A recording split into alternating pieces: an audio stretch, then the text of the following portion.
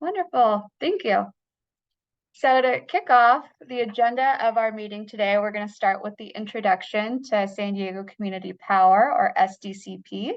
I'm going to introduce some of my esteemed colleagues as well as discuss SDCP's service area and how it works.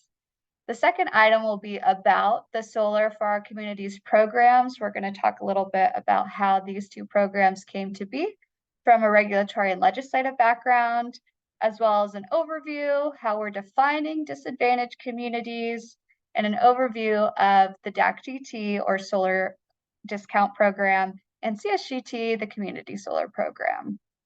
After that, we're going to hop into the community sponsor overview, the eligibility, the benefits of becoming a community sponsor, their role in these two projects, and the timing and requirements associated. Number 4 is going to be the request for offer or RFO overview for bidders. We're going to talk a little bit more about timeline associated of when the solicitation will come out. It's going to be August 25th. So this is a pre-solicitation release webinar. Once the solicitation is live or the RFO, we're going to be holding numerous other outreach events where we'll go into more details about those requirements in the solicitation. We're also going to go over the offer package, project eligibility, as well as the methodology, evaluation methodology. Again, we'll leave 10 minutes at the end for Q&A. You can ask questions in the Q&A function on the toolbar on Zoom, and then we'll go ahead and ask, or rather answer those questions at the end.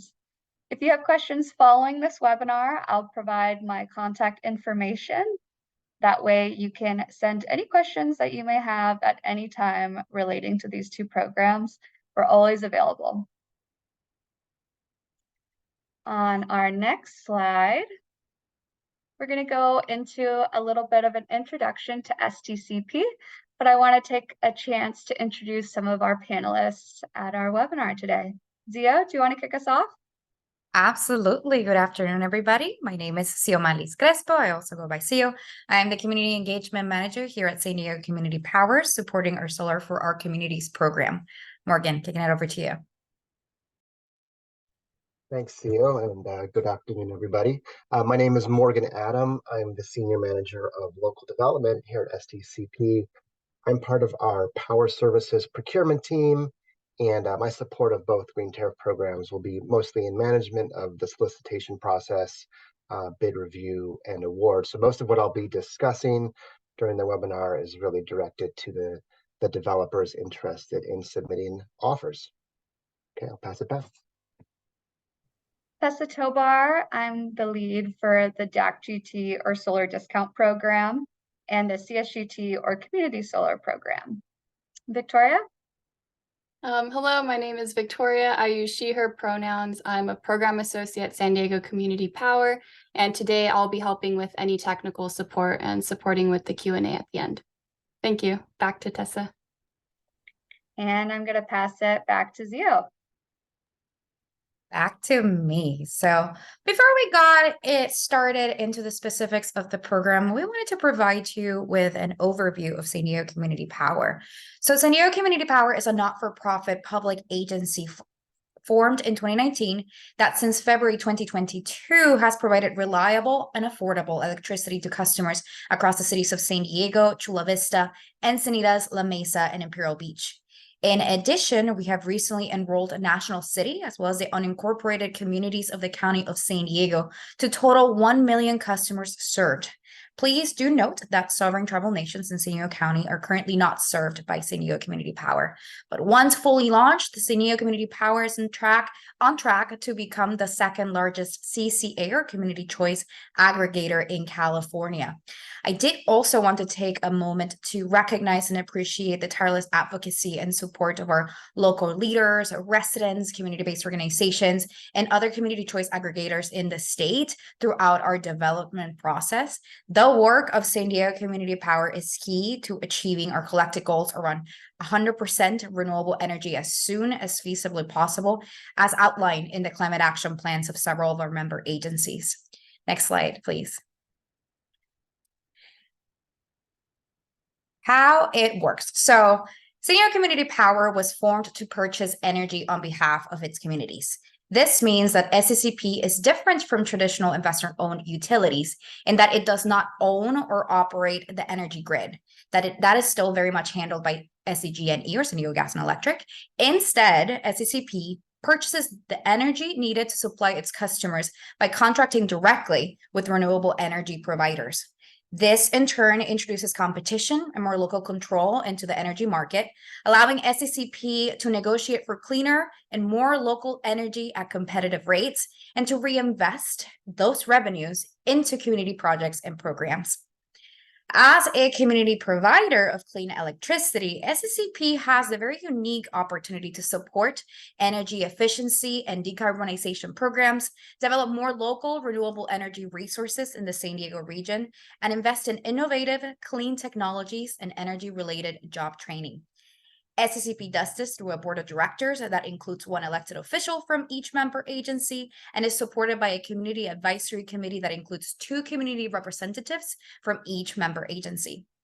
Today, however, we would also like to learn more about who is joining us and to whom this opportunity may, potentially appeal in a way to partner with San Diego Community Power. So our team will be launching a very brief poll, and I'll turn it back to Tessa to walk us through those results. Wonderful. Thank you, Sio.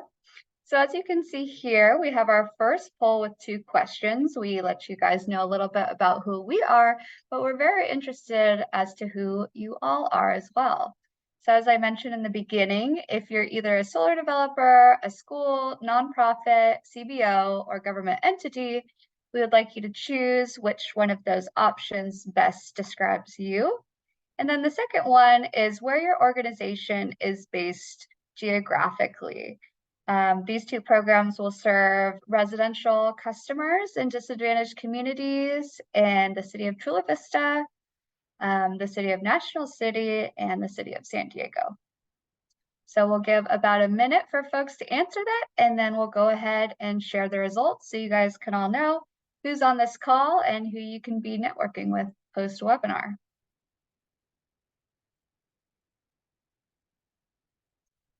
Okay.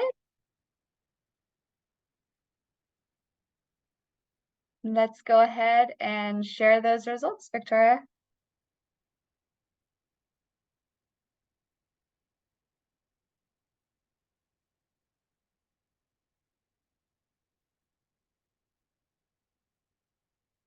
Are you able to see it on your screen? I believe so. All right. Thank you for participating in our first poll.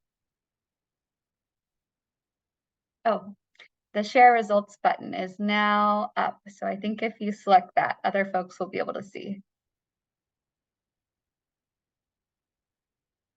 Awesome. So we have some solar developers, some CBOs, and some government entities. Thank you all again for attending this webinar and learning more about these 2 programs. All right. I'm going to go ahead and close that poll.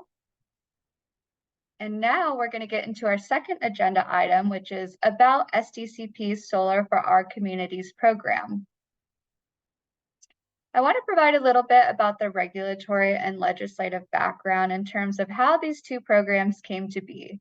So in June of 2018, the California Public Utilities Commission approved a decision which created the 2 green tariff programs, referred to as the Disadvantaged Community Green Tariff, or DAC-GT, and the Community Solar Green Tariff, or CSGT programs.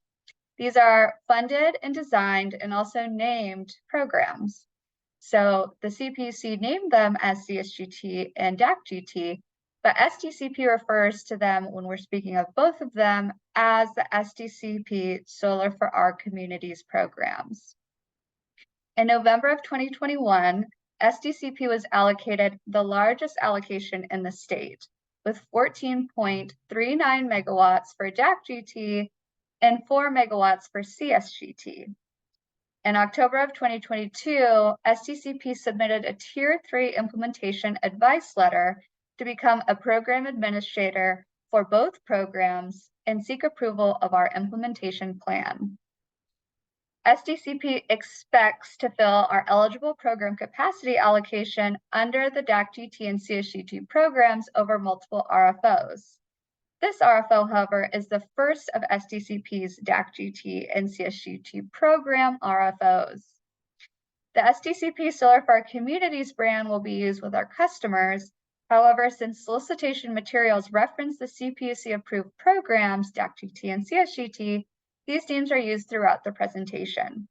I also want to make you aware that we will be sharing these slides. They'll be posted on our website, so these hyperlinks will be available and clickable to learn more, particularly for the decision and for SDCP's Tier 3 implementation advice letter if you want more information.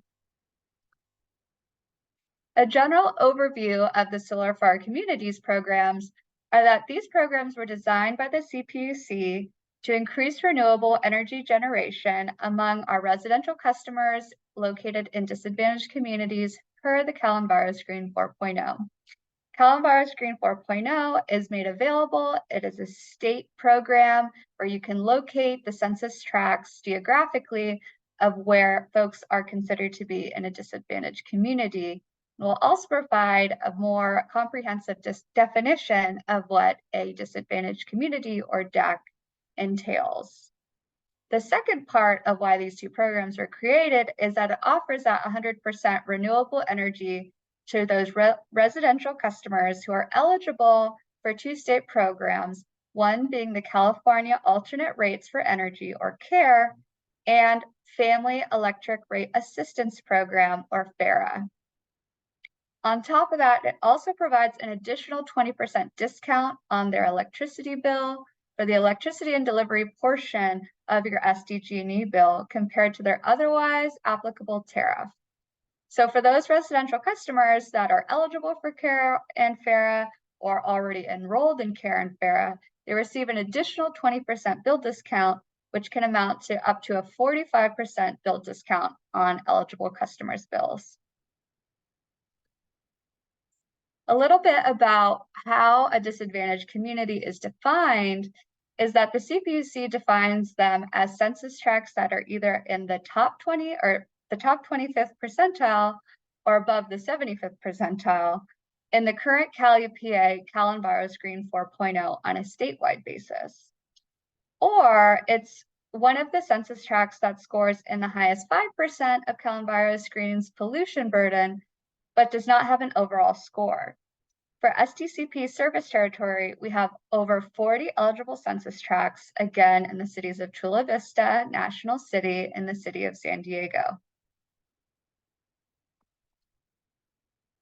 So a little bit more of an overview into the solar discount or DAC-GT program.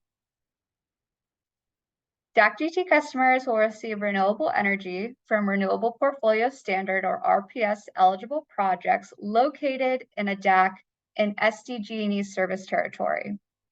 For the DAC-GT program, eligible projects must be sized between 500 kilowatts and 20 megawatts, and our customers will be auto-enrolled upon the DAC-GT program launch in 2025. I want to take a moment to acknowledge the use of auto-enrollment. SDCP has chosen to auto-enroll eligible residential customers in disadvantaged communities once the DAC-GT and CSGT programs come online, because that way the eligible customers can receive that 20% bill discount immediately without lifting a finger or performing any paperwork.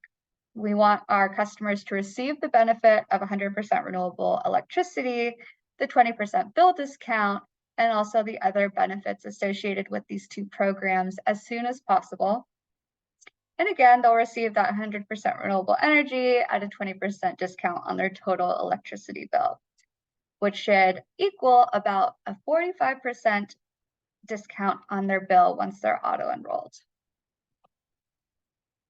An overview of the Community Solar or CSGT program is that the CSGT program allows those eligible residential customers to access, again, that renewable electricity produced by a CSGT project for up to 100% of their electric usage. More specifically, customers subscribe to a percentage of the CSGT project capacity based on their historical energy usage. The project, different from DAC-GT or the solar discount program, is that the CSGT project location must be physically located in a disadvantaged community within 5 miles of the benefiting customer's census tract within SDCP service territory. The maximum size of a CSGT project is 3 megawatts, and there is no minimum. The second key difference between the community solar or CSGT program versus the solar discount or DAC-GT program is that each CSGT project must have a community sponsor. A community sponsor must be a nonprofit, community-based organization, a local government entity, or a school that sponsors a CSGT project on behalf of the enrolled residents. An example of what a community solar or CSGT project can look like is that the community sponsor, again, one of those 3 eligible sponsor orgs, is located physically in a DAC and then is within 5 miles of the community solar project site. They also have to be an SDCP customer. The project site can either be a rooftop or ground-mounted solar, again located in a disadvantaged community within 5 miles of the participating SDCP customers. Those auto-enrolled SDCP customers, when projects come online, are also located in a disadvantaged community and are within 5 miles of the CSGT project site. I want to note that a community sponsor, whether it's a school, government entity, or CBO, is eligible to also be the project site, meaning that the solar arrays or solar panels would be located either on the roof of the business located in a DAC, it could be over a parking lot, etc., but it is not a requirement.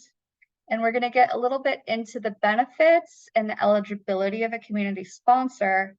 But once the CSGT project meets the threshold of 50% of eligible SDCP customers that are on Karen Farah or eligible for Karen Farah, then we'll go ahead and enroll other customers with a wait list that are low income. And then once that occurs, the community sponsor can receive the benefits that we'll get into on the next slide. A little bit more about the overview of the community sponsor. Again, the eligibility are those 3 entities. If you are on this call, you are likely eligible to be a community sponsor because you are either a nonprofit CBO, a local government entity, or a school or school district located in a disadvantaged community that's either serving or located Chula Vista, National City, or the city of San Diego. The role of the community sponsor is to work with a project developer or a solar developer to encourage program participation in the community. Sponsors are required to include job training and workforce development in their efforts to benefit the local community that will be served by the CSGT project. As a reminder, community sponsors are only required for CSGT or the Community Solar Program and not DAC-GT or the Solar Discount Program.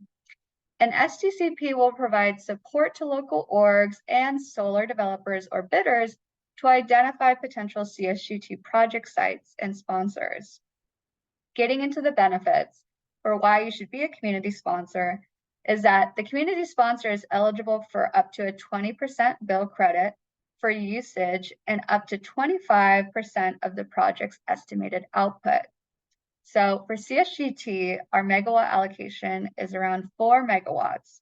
What this means is that 1 megawatt is 25% of 4, and the community sponsor can expect to get 1 megawatt from the project site and the generational output of that project.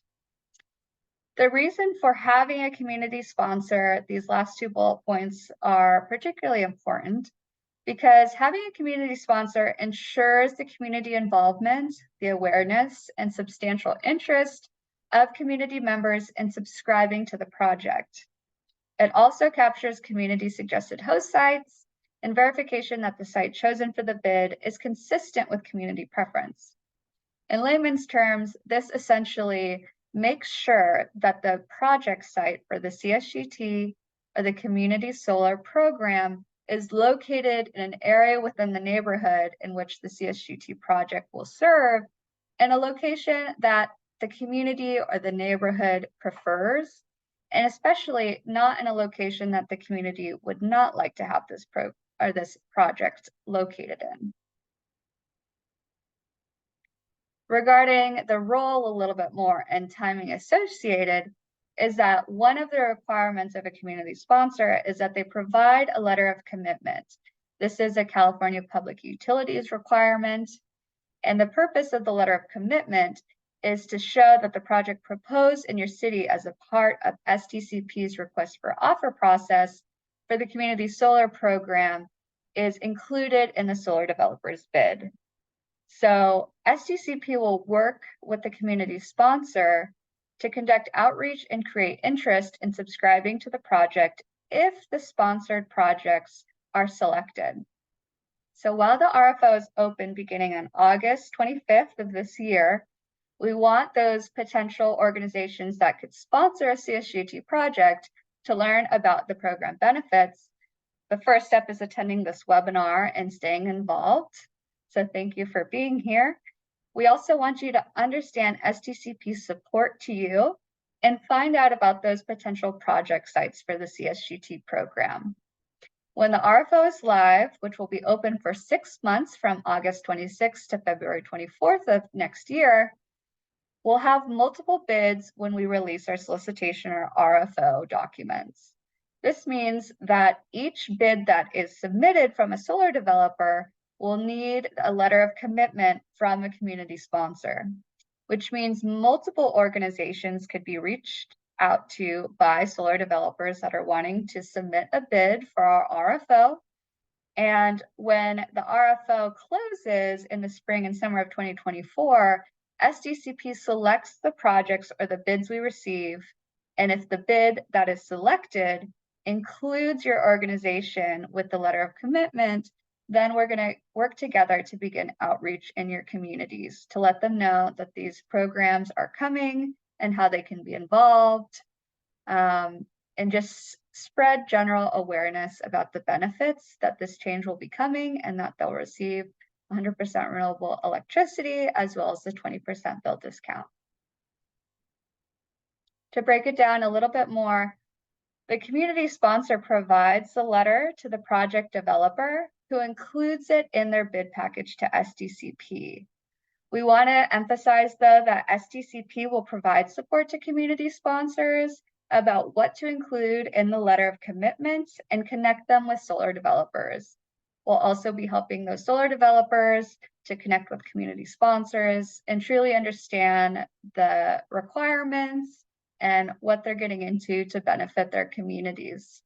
Once the solicitation is live, again, we'll be hosting more webinars, even in-person events, mixers for solar developers to meet eligible community sponsors so that they can submit an eligible bid for our SDCP Community Solar Projects request for offers. And you might be wondering how to find a community sponsor ahead of those other outreach events. We're going to ask with permission that SDCP will post a list of organizations that responds to the sign-up form hyperlinked here. You can also find the information on our dedicated SDCP Solar for Our Communities webpage. And their contact information will enable entities to locate potential partners in their area. Then you can reach out to eligible entities using the contact form listed on the SDCP's webpage. These are the icons that you will see if you visit the webpage and fill out the form as a potential community sponsor. And we also want to let those solar developers that if they'd like to stay up to date, they can register on the webpage as well for updates and other SDCP project opportunities. I'm not going to go over all of the rows on this slide. We talked a little bit about the similarities and the key differences between the solar discount or DAC2T program and the community solar or CSGT program. The megawatt allocations again are 15.78 for DAC2T and 4.38 megawatts for CSGT. To get an idea of how many customers that could serve, we hope to serve almost 7,000 customers residential customers in disadvantaged communities for DAC-GT, and almost 2,000 for the Community Solar or CSGT program. And now I'm going to hand it off to Morgan to go over the RFO overview for bidders. Thanks, Tessa. Excuse me. Okay, so again, these next couple sections will be mostly of interest to prospective bidders that are on the call today. So let's go ahead and dive in. This is just an overview of the timeline. You can see here the first 3 milestones are in the past. They reference when STCP was approved as a program administrator, when our solicitation documents were approved by the CPC, and then the first of our 2 webinars, which we held this past Friday. We're hosting 2 RFL webinars, this being the second of 2. And then this coming Friday, August 25th, is when the solicitation will go live. The solicitation will be open for 6 months and will close in late February of 2024. And we're anticipating about 4 months to evaluate offers, negotiate PPAs with shortlisted and awarded bidders, and then to secure the necessary board approvals. And then once that's complete, hopefully around July of next year, we'll submit the awarded PPAs to the CPUC for approval. Next slide. So just to dive a little deeper into project eligibility criteria for the 2 programs, a lot of this is going to be, or some of it's going to be duplicative of what Tessa had mentioned in previous slides, but just to go through these really quickly. So for the DAC-GT program, our projects must be physically located in SDG&E's service territory. They must be new solar RPS eligible front of the meter projects, so no behind the meter projects or non-renewable technologies. The projects must come online no sooner than 2025. They must be sized between 500 kilowatts and 20 megawatts each. They must have a phase 1 interconnection study or equivalent to be constructed. They must comply with the California Air Resources Board's Voluntary Renewable Electricity Program. They must be Green E certified, and they must otherwise qualify as a solar discount or DAC-GT project pursuant to other CPUC rulings and decisions. Sorry. Next slide. Okay, the requirements for CSGT are all the same requirements as DAC-GT, plus the additional requirements that Tessa's already spoke to a bit regarding the proximity within 5 miles of the census tract of the customers being served, and the letter of commitment from the nonprofit CBO or local government entity as a sponsor for the programs. Next slide. Okay, so the offer package, this is a summary of what we're expecting to receive as part of a complete offer package. Should be all pretty familiar sort of material and substance for what most developers that have bid on other projects, whether with STCP or otherwise. So completed offer workbook. The offer workbook, it's an Excel file that captures basic project and development attributes and details. It includes information that I would imagine everyone's pretty familiar with as a solar contractor. And we just ask that folks respond as completely as possible and include supporting documents as appropriate. The supporting documentation should minimally include these items listed here: site plan and signal line diagram, a financing plan, including any contemplated financing structures or financing partners, and also any tax or incentive assumptions that go into the pricing. financial statements or other documents to illustrate the bidder's creditworthiness, an org chart including any anticipated teaming or financing partner arrangements, status of interconnection applications or approvals, a project schedule, which should include key milestones, including interconnection, design and permitting, procurement, construction, and commercial operation, and a permitting plan just describing the expected permits for the project, both discretionary and ministerial. And then maybe a brief description if any discussions have been had to date with the authorities having jurisdiction. Next slide. Okay, now we'll spend a little bit of time discussing how we plan to evaluate offers. The next couple slides.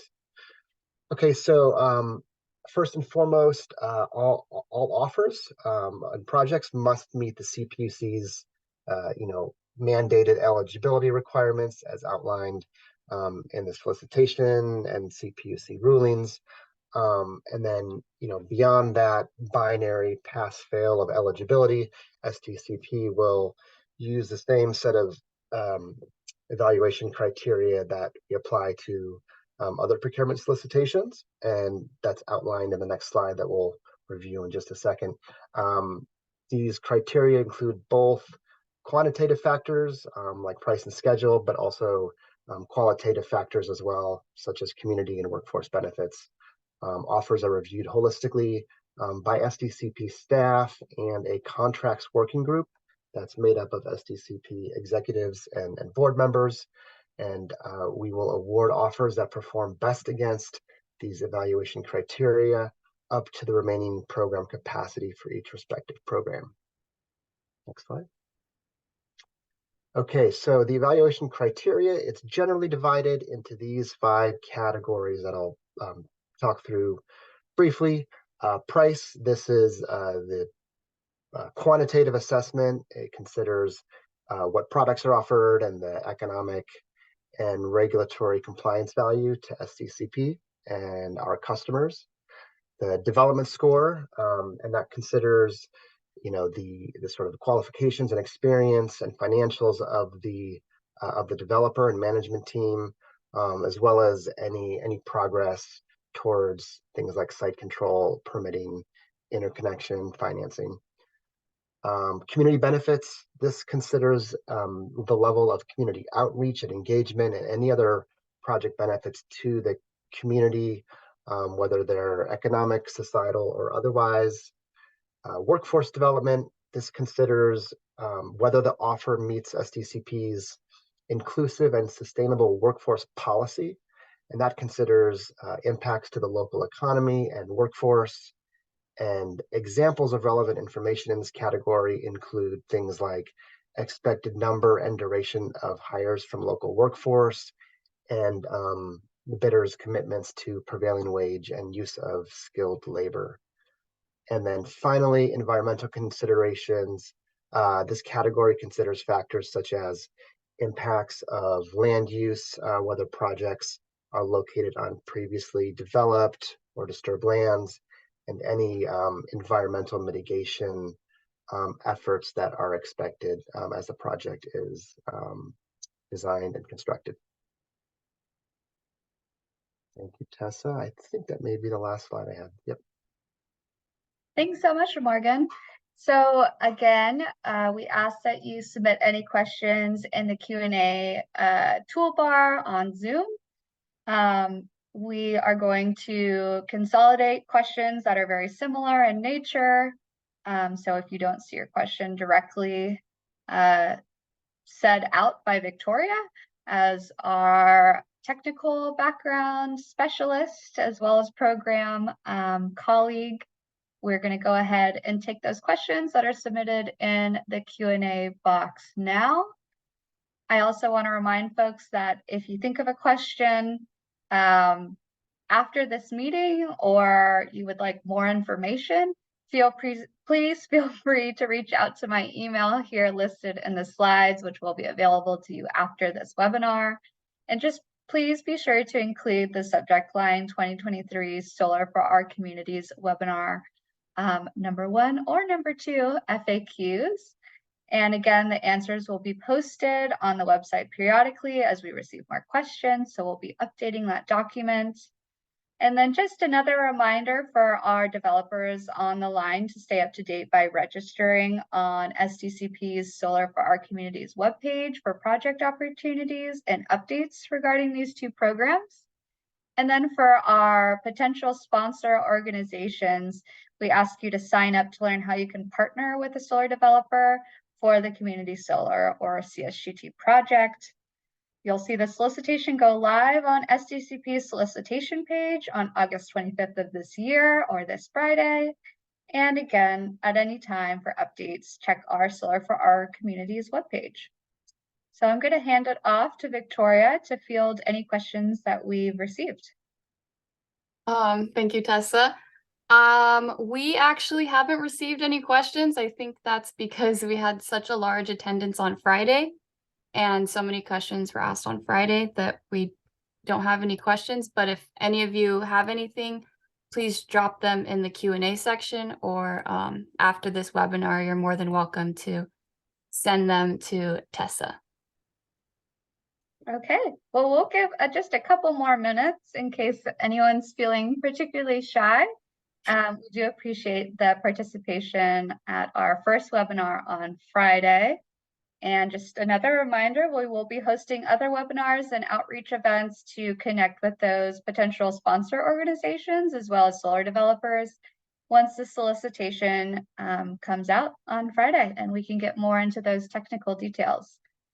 I wanted to list my contact information as well as Morgan's, and then our contact center if you have any other questions related to SDCP and want to learn more.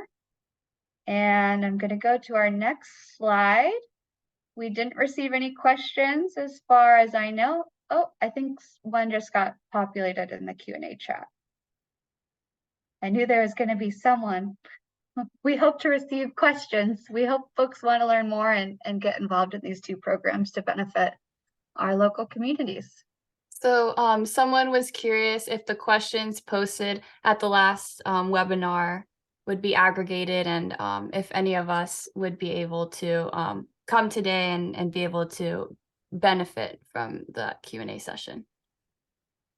Sure. So we will aggregate the questions we received from the first webinar and the second webinar and have them posted on the webpage this week. And I apologize, I don't believe I understood the second part of the question, but effectively that those that participated on the first webinar or the second would benefit from knowing the answers to any of the questions asked at either webinar. Is that a correct assumption, Victoria? Yes, and they put in the Q&A section, thank you. So I think you did answer their question perfectly. Oh, thank you for asking the question. And how about we release our last poll, Victoria, and if folks have questions, they can continue coming in.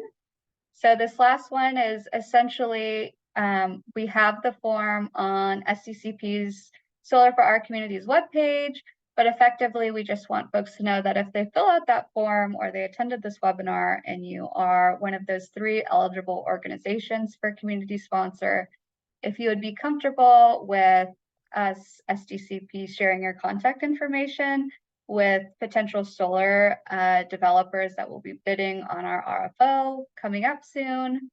No pressure in answering that. We just want to have you fully understand the consent associated with providing that contact information. And if you're interested in learning more and being a part of these 2 projects and programs that will be serving our communities. Okay. All right. Thank you so much for answering that poll. I'm going to go ahead and close it. And we thank you so much again for attending our second webinar for our Solar for Our Communities programs. I've said it once, twice, and 3 times, but our RFO will be released this Friday, and then we will reach out to you about any updates Should you want to be contacted, you'll receive a follow-up email post this webinar with helpful links. And of course, visit our webpage frequently for any updates, including the slides, the recording, and notify any of your partner organizations or network if you believe that they would be interested in participating in either of these programs. Okay, all. Thank you so much for attending. I hope you have a wonderful rest of your Monday. Bye now.